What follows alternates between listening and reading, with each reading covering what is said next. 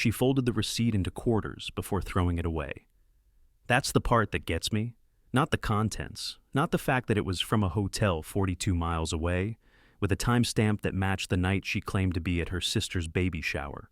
Not even the signature at the bottom that wasn't hers. It's that she folded it, neatly, before she tossed it in our kitchen trash. Almost like she knew I'd find it. Almost like she wanted me to. It had been buried under 4 months of routine. School pickup runs, rotisserie chicken dinners, her new obsession with candles that smelled like sadness. I didn't know it then, but I was walking around our house like it was some kind of crime scene I hadn't realized was taped off yet. And that receipt was the first body on the floor. "You've got the wrong idea, Curtis." That's what she said when I held it up. Didn't flinch, didn't even blink. Just poured herself a glass of iced tea like it was a Tuesday, because it was a Tuesday, and looked at me with the same calm she uses when asking the vet about worm meds for our cat. "You've got the wrong idea, Curtis." No yelling, no accusations. Just a cool, rehearsed line, the kind you say if you've said it before. I didn't scream, I didn't throw the receipt. I just stood there, like a man who walked into the wrong house and realized too late the family photos weren't his. She walked out of the kitchen like I was a telemarketer she just hung up on. 4 months earlier, I thought she was grieving. Her father had passed in March. Quick, brutal, unexpected. She cried on the bathroom floor for an hour. I held her. I whispered stupid things like, "You're strong and we'll get through this." For weeks, I did everything. Dishes, laundry, bills, her emails. Even called her boss, pretending to be her when she couldn't talk. And then one night, I woke up alone. 2:24 a.m. The bathroom light was on. I found her in front of the mirror, not crying, just staring at herself. "What are you doing?" I asked. She jumped slightly, then shook her head. "Nothing, I just couldn't sleep." That was the start. That quiet fracture between what I saw and what she was doing. And then the spa days started. You'd think I'd catch on fast, but no. Because I'm Curtis, and I believe in giving space. She said the spa helped her deal with anxiety. It started once a month, then twice, then 3 Saturdays in a row. The towels always came back wet. She never smelled like lotion, and I kept telling myself, this is healing. Don't question healing. Until the night I found the second receipt, not folded, not hidden, in the glove box of her car. Same hotel, different room, same initials scribbled on the bottom. NK.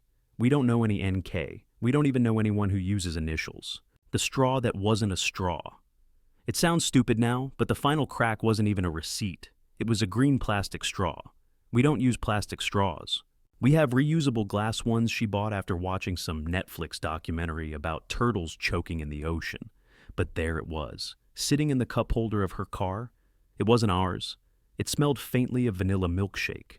And that's when something inside me, something soft, collapsed. I wasn't brave. I was just done. That night, I waited by the door, not dramatically, not like in the movies. I just sat on the steps with my keys in my hand, staring at the blank TV screen, thinking about how I spent 4 months defending someone who folded lies like origami. She walked in at 10:47 p.m. She smelled like someone else's cologne. She kissed me on the cheek without looking at me, and I said it, quiet, clear, go ahead. But the moment you walk out that door again, our marriage is over, and you're not coming back. It had been 5 days since I said it. That line. The sentence that felt like I was finally pushing the last brick off my chest. Go ahead. But the moment you walk out that door again, our marriage is over, and you're not coming back. She didn't respond, not with words anyway. She walked upstairs, shut the bedroom door, and fell asleep like I hadn't just drawn a line in the sand that reached all the way through 11 years of shared life. That night, I sat on the couch with my phone open, staring at a blank message to my brother. I didn't hit send. I couldn't explain anything, not even to myself. I didn't know if she believed me. Honestly, I wasn't sure if I believed myself. But the next morning, I noticed something different. Her car was gone before sunrise. She took her pillow. And the brown leather jacket I'd had since college, my jacket, the one she always said smelled like old bookstores and regret, was gone too. Except, here's the thing, she hated that jacket. 3 days later, I got my answer. I walked into a coffee shop I don't usually go to. I was avoiding my usual spots because I couldn't stand the idea of someone asking, "How's Miriam?" and me having to answer. As I stood in line, trying to decide between pretending I liked matcha or just getting my usual black coffee, a guy brushed past me. He was wearing my jacket. I froze. He was taller than me, stronger build, sharp jawline. The kind of guy who looked like he did yoga ironically and still got praised for being so down to earth. He didn't see me. He was too busy laughing with the barista, his arm casually resting on the counter like he owned the place. Then I heard it. Double espresso, no lid. For Miriam. The barista nodded. Coming up, Nick. I didn't breathe. I didn't blink. I watched him walk to the corner booth, sit down, pull out his phone, and text someone, probably her. That was my jacket. That was my wife's name, and that was not an accident. When I got home, I pulled the trash bag out of the bathroom garbage can, the one she always used for her makeup wipes, receipts, and tissues. I tore it open. That's how far gone I was, digging through old tissues like a raccoon with abandonment issues. But I found something, a crumpled card, half of it torn. N and M, don't be strangers next time, front desk team. So, it was him. Nick, N.K. I wasn't crazy. I wasn't being dramatic. She didn't just cheat on me. She gifted parts of me to him. My jacket, my favorite coffee shop, my wife's real name on his lips. But it gets worse, because I did something I swore I'd never do. I followed him. I waited outside the cafe for an hour, watching him through the window. He was confident, comfortable, like this was his regular Thursday. When he left, I stayed low in my car and tailed him across town. He drove a forest green Audi with a cracked taillight. He parked outside an apartment building I'd never noticed before. And when he walked in, he used a key. He didn't buzz. He didn't knock. He belonged there. My phone started ringing in my pocket. My mom, probably. I didn't answer. I just sat there in the car, gripping the steering wheel, staring at the building where my wife was now living with the man wearing my jacket. I didn't cry. I didn't yell. I didn't even speak. I just whispered one word into the empty air. Unreal. I didn't sleep that night, not because I was crying or spiraling. I think I was past that stage. No, I stayed up because I couldn't stop thinking, obsessing, really. Every little detail suddenly took on a different shape under this new light. All the times she smiled at her phone while I cooked. All the spontaneous work trips that lasted exactly 27 hours. All the candles that smelled like cedarwood, a scent I hated. But she kept buying anyway. It wasn't just betrayal. It was a long, curated performance. And I had front row seats clapping like an idiot every time she made me believe she was just tired. By 4:30 a.m., I wasn't exhausted. I was energized. I pulled out the old Chromebook from the hall closet, the one she stopped using years ago when she got her work laptop. I had no idea if it even still worked, but it powered on with a buzzing wheeze like it was waking from a coma. I logged in. Same password she always used. Daisy 1986, her childhood dog. What I found hit me harder than any receipt or hotel bill. The Google Calendar was still synced. Not her work one, her personal one, hidden behind layers of tabs and junk folders. And there it was. An entire second life, carefully mapped out between dentist appointments and brunches with Lydia. Nick's birthday dinner, 6 p.m., Pescara Grill. Don't forget cologne he likes, blue bottle. Leave car 2 blocks away, Uber code. In notes, beach weekend. Tell Curtis it's a training retreat. Pick up dry cleaning before Friday. His blazer. I stared at the screen, blinking like an idiot. His blazer? His cologne? She was buying him cologne? A part of me, the part that still wore threadbare socks and reheated leftovers without complaint, laughed out loud. Not a funny laugh.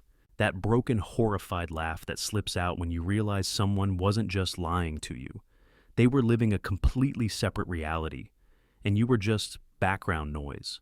My name didn't appear anywhere on the calendar, not even once. Around noon, I did something I hadn't done in months. I called Mark, my best friend. The guy who stood beside me at the altar and gave a speech about how Miriam and I were proof that opposites not only attract, but survive. I didn't even say hello. I just said, she bought him cologne. Silence on the other end. Then Mark sighed and said something I wasn't expecting. I was afraid of this. I felt a weird heat crawl up my spine. Afraid of what, Mark? He paused. Look, I wasn't going to say anything. It wasn't my business. But a couple months ago, I saw her at the liquor store by 72nd. She was with someone, holding hands.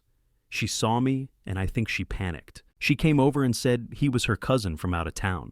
The way she said it, man, it was weird. My grip tightened around the phone.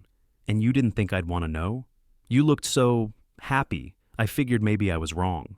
I didn't want to blow up your life over a maybe. I hung up without saying goodbye. Because the part that killed me wasn't that he saw her. It was that he thought I was happy. That I looked fine. I was a man bleeding out, and no one noticed because I was still smiling through the white noise. Later that evening, I drove by Nick's apartment again, not to confront him. I wasn't ready for that. I don't even know if I ever will be. I just sat across the street and watched. Lights were on, shadows moved past the curtains. I imagined what they were doing, cooking, watching Netflix, laughing at some inside joke that didn't include me. That's when I saw her step onto the balcony, wearing my hoodie. The gray one she always said made me look like a washed-up gym teacher. She had it zipped up halfway, holding a mug like this was some kind of home, like she belonged there. I think that was the moment I stopped waiting for her to come back. Not because she looked happy, but because she looked like she forgot I ever existed. I hadn't heard her voice in 12 days. 12 full rotations of the earth since Miriam left the house with her pillow and my jacket and decided her entire identity could be discarded like the junk drawer full of expired coupons and IKEA hex keys. I hadn't called her, hadn't texted, hadn't even posted some passive-aggressive quote on Facebook about healing or betrayal. I stayed completely silent, and in that silence, I convinced myself she'd reach out first. Not to apologize. I knew Miriam too well for that. But maybe to test the waters, maybe to see if I was unraveling. But she didn't. Instead, Nick did. It was a Thursday. Raining again. I was in the shop, alone, because my only employee, 18-year-old Jeremy, who smelled like a microwave burrito and wore anime pins on his apron, had called out.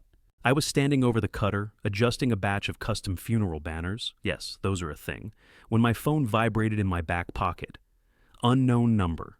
Normally I don't answer those, but something in my gut clenched. I wiped my hands on my jeans and picked up. The text was 5 words, 5 perfectly polite little words that made my knees go weak. Can we talk? Nick. No introduction, no, hey man. No awkward emoji to soften the blow. Just that calm, direct tone like this was a business call. Like he was offering me a loan or asking to compare golf scores. For a minute, I didn't move, didn't breathe. Then I sat down on the edge of the counter, heart pounding against my ribs like it was trying to break out. I stared at the message so long, my screen dimmed twice. Talk? What the hell could he possibly want to talk about? I should have ignored it. Should have blocked the number, thrown the phone into the street, closed the shop, and driven north until gas ran out, and I was forced to reinvent myself as a man who never heard of either of them. Instead, I texted back. What do you want? The reply came almost instantly. 15 minutes, public place, no drama, just the truth. The truth. That word used to mean something. I agreed. He chose a place halfway between his apartment and mine, an old diner called Maggie's Eggs, the kind of place where the menus are sticky and the waitresses call you Han, whether you're a priest or a felon. I sat at a booth near the back, facing the door. I got there early, didn't order, just sat, staring at the cracked vinyl upholstery across from me, like I was preparing for some kind of duel. He walked in at exactly 6 p.m. Tall, crisp, dressed like a man who read GQ, ironically, but still followed every tip. Same cologne I found on Miriam's coat 2 months ago. I could smell it before he even sat down. He slid into the booth across from me and didn't speak for a moment, just looked at me, studied me, like I was a painting he didn't quite understand. Curtis, he said finally, thanks for coming. I didn't answer. He didn't deserve my words yet. I'm not here to fight, he added, putting both hands on the table. I'm not even here to justify anything. I need to tell you something Miriam never will. I leaned back, arms crossed. She send you? He shook his head. She doesn't know I'm here. I didn't believe him, but I didn't interrupt. And then he said something I wasn't prepared for. I didn't know she was married. I blinked. Excuse me? When I met her, he said, his voice steady but tight, she told me she was divorced, said you were her emotionally unavailable ex who refused to sign the papers, that you were clinging to a dead marriage. that you still wore your wedding ring to make her feel guilty. I stared at him. She said I was divorced, I repeated, the words sour in my mouth. Yeah, Nick said, and I believed her, for months. She never let me come to her place, always met at mine or hotels. Said you were unstable, that you'd show up unannounced, that she was scared of what you'd do if you found out she'd moved on. I laughed, short and bitter. Scared of me?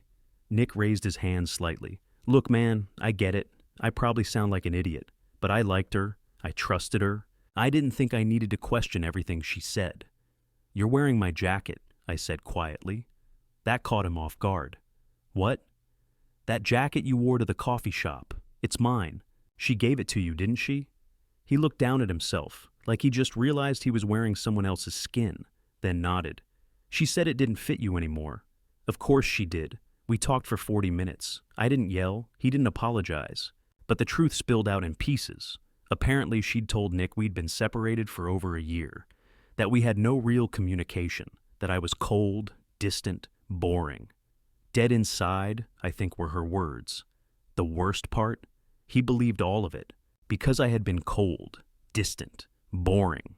Not because I didn't love her, but because I was constantly walking on eggshells, trying not to set off whatever invisible tripwire lived in her chest that week.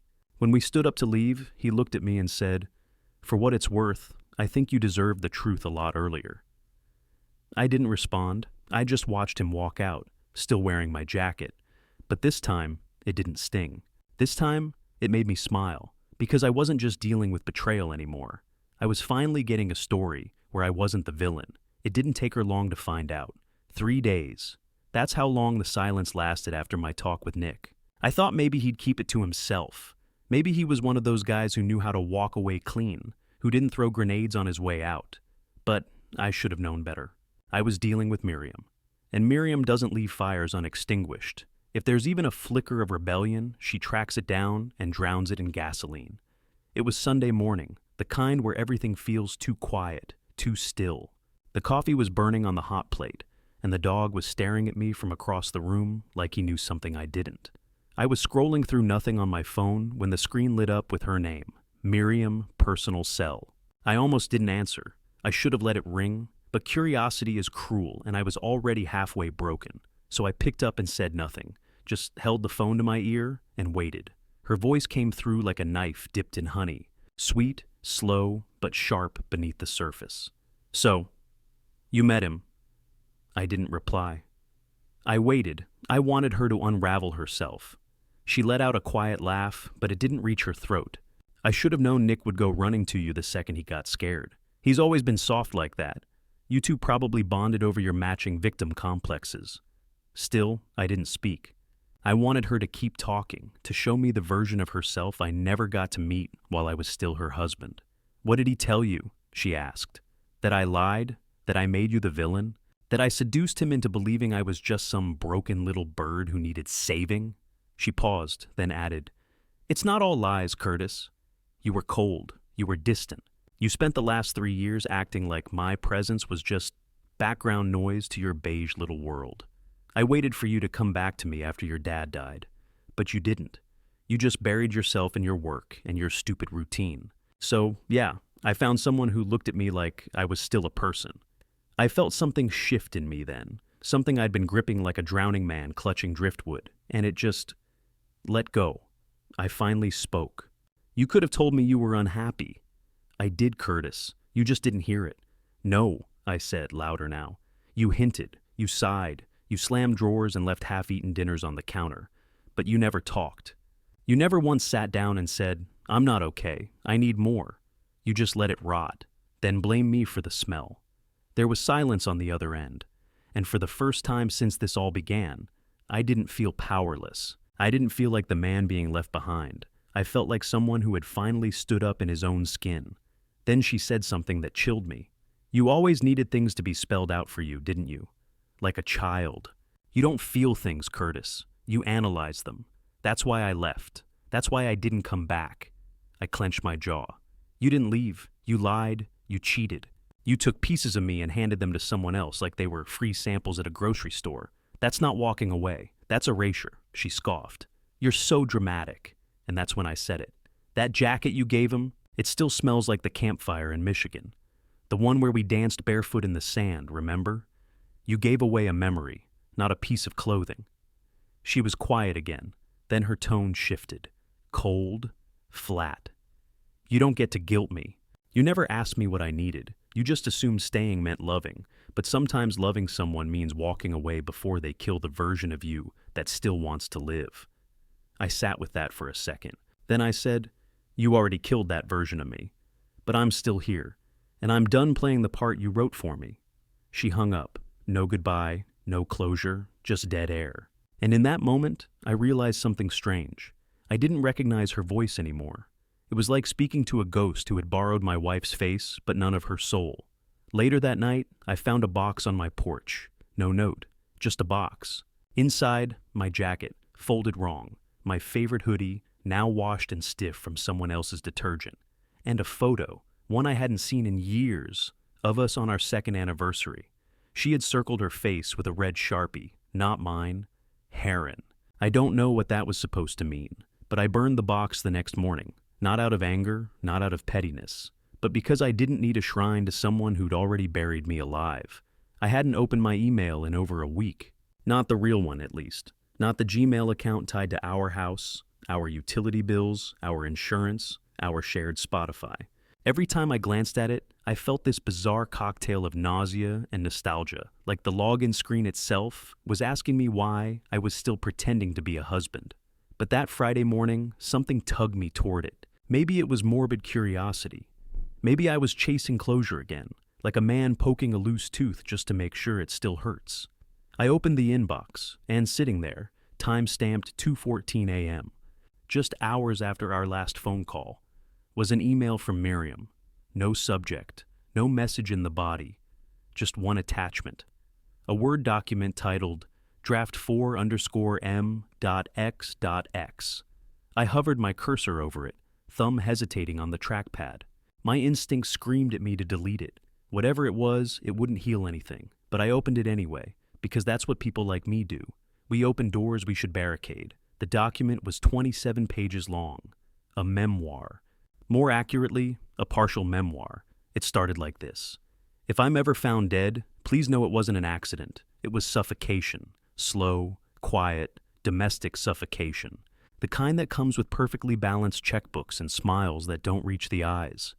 The pit in my stomach deepened. The file read like a journal she never meant for anyone to see, but somehow decided to send to me at the exact moment it could do the most damage. Paragraph after paragraph, she unraveled her narrative. How our house became a prison of routine, how she resented the way I folded my socks, how the sound of my laugh eventually gave her migraines. She wrote about a fantasy version of herself, one that lived in cities with rooftop bars, dated men who ordered for her at restaurants, who made her feel like a character in a novel instead of a tired wife in Franklin, Indiana. She claimed she never meant to cheat, that she only wanted to feel like a chapter, not just a footnote, that Nick wasn't the first man who showed interest, just the first one who made her feel like she was the one doing the choosing. I read every word, twice, not because I believed it, but because I needed to understand the weapon she had made out of memory. The worst part, there was an entire page about me, titled simply, Curtis in 3 acts. She broke me down like a play. Act 1, The Gentleman. A sweet man with a crooked smile and ink-stained fingers, made her mixtapes, brought her chamomile when she had migraines, read to her aloud when she couldn't sleep. She said I was the first man who didn't try to fix her, just held her while she broke. Act 2, The Ghost. The man who got quiet, who stopped asking questions, who stared at the TV with dead eyes and only kissed her out of habit. She claimed I started disappearing the day we were told we couldn't have children, that a part of me crawled inward and never came back. Act 3, The Mirror. This one shattered me. She wrote that by the end, looking at me felt like looking at herself, tired, resentful, unfinished, and that terrified her. So she ran toward someone who didn't reflect her back, someone who didn't know what she used to be. I closed the document and sat there for a long time. I wasn't sure if it was anger, grief, or some new species of emotional paralysis, a state where even crying felt performative. I had spent the past few weeks mourning what I lost, but reading that file made me realize I never actually knew what I had. I had a version of Miriam she curated for me, just like she curated a version of me in her writing, a simplified, neatly labeled exhibit in the museum of her discontent. But here's the thing she didn't expect. The file didn't break me. It clarified everything. She never wanted to be understood. She wanted to be justified. She wanted her betrayal to read like a poem, a tragedy with her cast as the misunderstood heroine and me as the silent villain. But I wasn't silent anymore. I copied the file to a flash drive, and I called my lawyer. It was 11:52 p.m. when I heard the knock. At first, I thought I imagined it. I was in bed, fully clothed, laptop glowing on my stomach, the TV playing an old episode of Frasier I wasn't really watching. The knock wasn't loud, but it was deliberate. Not a friendly tap-tap, but a precise, rhythmic knock-knock-knock. I paused, staring at the door like it might knock again, just to confirm it wasn't in my head. And it did. I got up slowly, heart thumping a little harder than I'd admit. There's a particular dread that comes with late-night visitors, especially when your life has been recently detonated by betrayal and long-overdue truth. I walked down the hallway, flicked the porch light on, and looked through the peephole. Miriam, not disheveled, not weepy or dramatic, no signs of desperation or breakdown. She was dressed like she had just come from dinner, hair up, makeup subtle, lips a shade of red she only used when she wanted to look in control. I opened the door, but only a few inches. She tilted her head slightly, gave a faint smile like we were old friends meeting after years apart. "Hi." I didn't answer, just stepped back and opened the door the rest of the way. She stepped inside like she still lived there, like she still belonged, and I hated how familiar it felt, even as her presence turned my lungs to gravel. "What do you want?" I asked, closing the door behind her. "I need to talk to you," she said, "before things get ugly." I laughed, actually laughed. "Ugly? You think this hasn't already been ugly?" She sighed, looking down for a moment, then met my eyes. "Curtis, I'm not here to rehash everything. I'm not going to cry or beg. This isn't a movie. I know what I did." "Then why are you here?" She pulled something out of her purse, a manila envelope, thick, sealed with a single piece of Scotch tape. She held it out toward me like it was a peace offering. "What is it?" "Something you need to read before you file anything." I didn't take it. "You could have emailed it," I said flatly. "I could have," she agreed, "but I didn't want this one floating around. I wanted to hand it to you." We stood there, a full minute of silence stretching between us.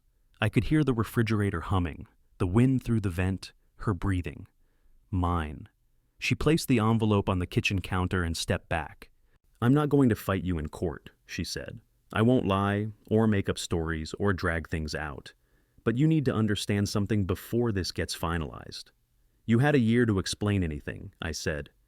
"And you used it to cheat and rewrite history." "I know," she said. "But this isn't about excuses. It's about something I never told you." I crossed my arms. "You sent me a whole manifesto. I think I've heard enough." She shook her head. "The file was emotion. This is fact." I didn't like the way she said that. Didn't like the subtle tremor that finally slipped into her voice. For the first time, she didn't seem completely in control. She took a slow breath and said quietly, "I didn't just leave because I was unhappy. I left because I was scared. And I thought keeping this from you was safer. For both of us." The room went silent again. The words didn't make sense yet. They hung in the air like static, waiting to spark. I opened my mouth, but she held up a hand. "Please," she said, "just read it when I leave, alone, and don't try to call me afterward. What's in there? It's yours to carry now."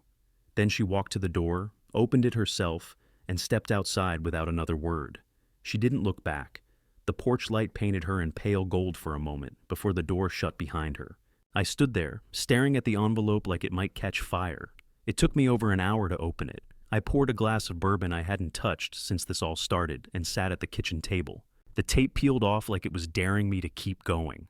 Inside, I found two things. One, a printed letter. Two, a birth certificate.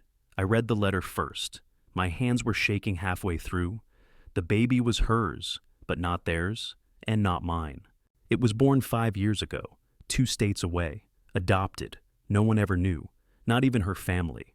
The letter explained it all. How she had gotten pregnant during a break in our marriage that I didn't even realize we were on.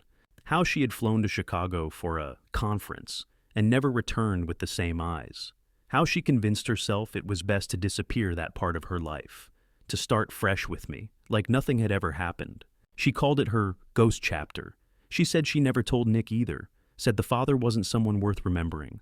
The certificate had a name I didn't recognize. A boy, born February 15th. No father listed. My throat dried. My skin turned to glass.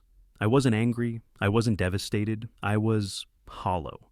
There had always been something behind her eyes I couldn't name, a curtain, a shadow. And now I knew.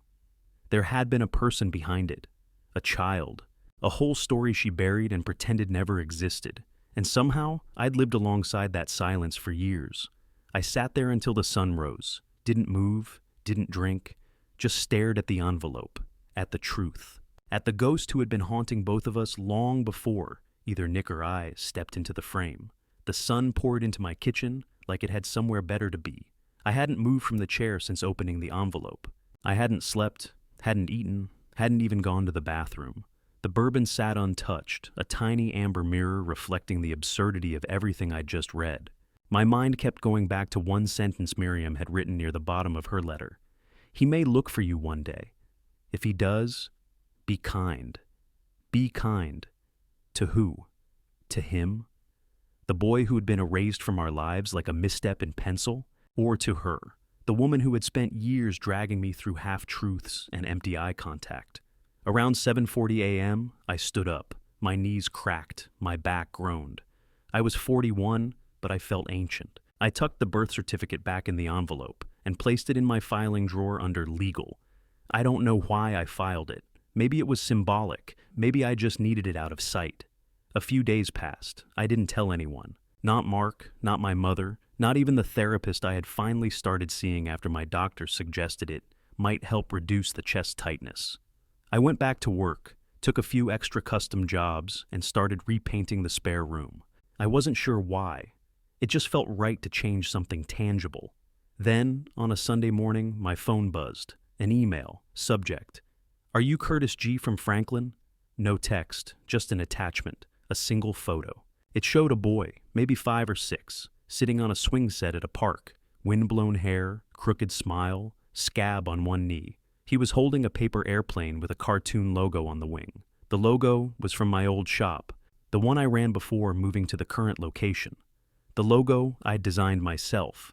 And next to him was a man, younger than me, tan, wearing sunglasses and an awkward smile. Not Nick, someone else. I stared at that kid. He had Miriam's mouth, my father's ears. Something about the way he held his shoulders, guarded, slightly tilted, felt painfully familiar. Another email came through, this time with a short message. I think this is your son. I adopted him through an agency in Ohio. He's great, smart, curious. He asked me last week why his birth mom didn't keep him. I didn't have an answer. Then he found an old file in our lockbox with your last name. He begged me to find you. If you don't want to talk, I understand. But if you do, his name is Elliot now, and he'd love to meet you. My chest tightened. Not with dread, but with something gentler, something that felt like forgiveness trying to bloom. I read the email 10 times before replying. I wrote, "Thank you for taking care of him. I'd love to meet Elliot. Let me know when and where." I hit send and stared out the window for a long time. The trees were starting to turn, yellow bleeding into green, fall on the edge of arrival. I didn't know what meeting him would look like, or what role, if any, I would play. I didn't know what I'd say when he asked me the questions I still hadn't answered for myself. But for the first time in months, maybe years, I wasn't stuck in the past. I wasn't trapped in Miriam's shadow. I was walking out of the house, on my own terms. And for once the door wasn't closing behind me. It was opening. Final note from Curtis. She walked out. And, yeah, maybe I collapsed for a while. Maybe I lost parts of myself I'll never get back. But that's the thing about endings. They make space. And sometimes, when you're finally brave enough to clean up the wreckage, you find something new, something better, something like hope. Elliot and I have a meeting next Sunday, at a park, with swings. I'm bringing a paper airplane, just in case.